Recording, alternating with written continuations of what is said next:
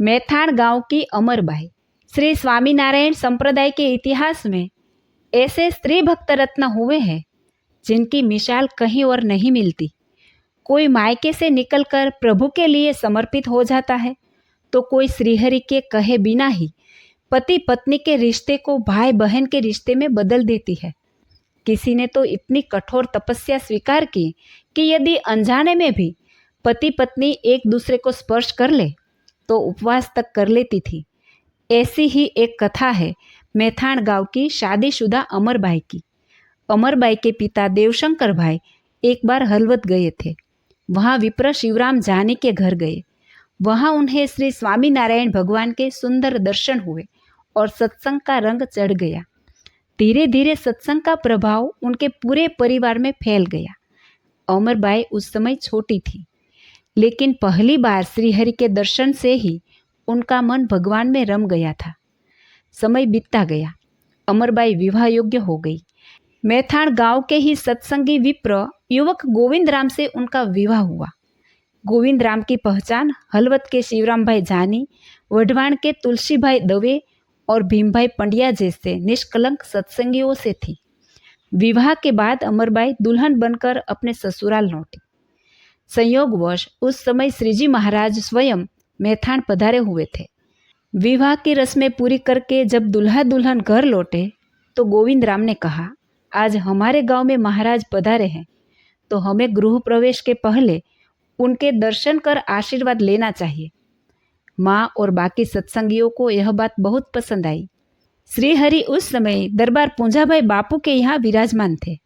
जब यह समाचार पहुँचा कि एक नव दंपति गृह प्रवेश से पहले महाराज के दर्शन और चरण स्पर्श के लिए आ रहा है, तो सभी को आनंद हुआ। गोविंद राम और उनकी पत्नी अमरबाई श्रीहरि के आगे श्रीफल और एक एक रुपया रखकर चरणों में झुके और चरण स्पर्श किया।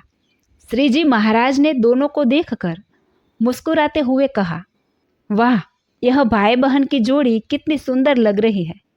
आओ, पास आओ, आशीर्वाद दे। भाई बहन की जोड़ी, यह शब्द सुनकर दोनों का तन मन कांप उठा, गला रूंध गया। क्या बोले वह तय ही नहीं कर पाए। घर लौटने पर गोविंद राम ने एकांत में अमरबाई से पूछा, क्या तुमने सुना महाराज ने हमें क्या कहा? भाई बहन, अब हमें वैसा ही बनकर रहना है ताकि महाराज के वचनों का मान रह सके। क्या तुम इसके लिए तैयार हो? अमरबाई ने नम्रता से कहा, आप काया है, मैं आपकी छाया हूँ। आपके शब्द मेरे लिए आज्ञा है। जैसा आप कहेंगे मैं वैसा करूँगी, इसमें कोई शंका नहीं।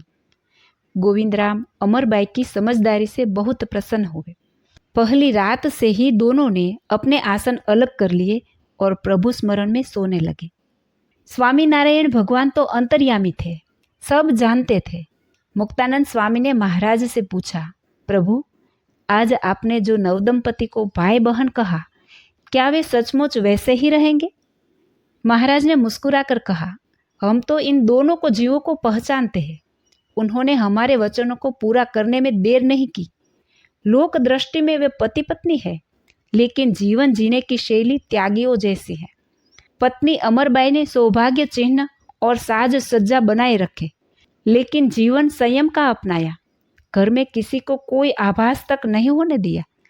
इनके लिए सत्संग ही संसार बन गया। ऐसा दंपति जीवन संसार में कहीं और कभी देखने को नहीं मिलेगा। मैथाण में इस दंपति ने हमेशा के लिए अपने कमरे का दरवाज़ा खुला रखा। दिन ब दिन उनका जीवन खिलता गया। अमरबाई तो रास्ते में, घर में, पड़ोस में पानी भरने जाती, तब भी हर किसी को भगवान की ओर मोड़ने की बात करती। लोग उन्हें अपने यहाँ बुलाकर भगवान की बातें सुनते। इस तरह मैथाण में कई परिवारों में सत्संग का प्रचार और प्रसार हुआ। ऐसे अद्भुत दंपति को प्रणाम। जय श्री स्वामीनारायण।